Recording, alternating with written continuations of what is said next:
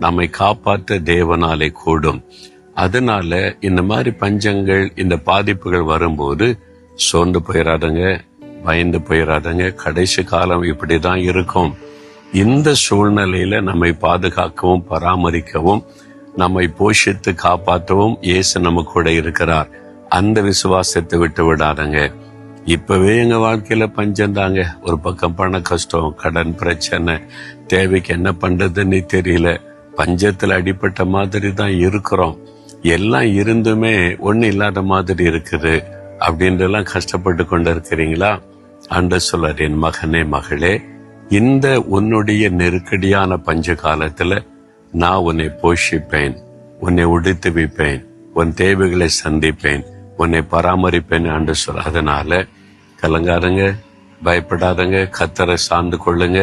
நீங்க எனக்கு போதும், என் தேவையை சந்தித்து நடத்துவேன்னு விசுவாசத்தோடு சொல்லுங்க. அற்புதமாய் நடத்துவார்.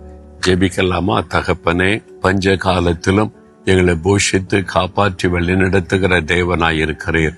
இந்த மகன், இந்த மகள் ஒரு நெருக்கடியான தேவைக்கு மத்தியில போய் கொண்டிருக்கிறாங்க.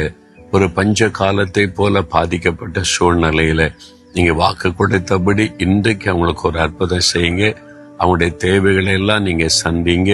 அவருடைய வறுமைகளை எல்லாம் கர்த்தர் மாற்றுங்க.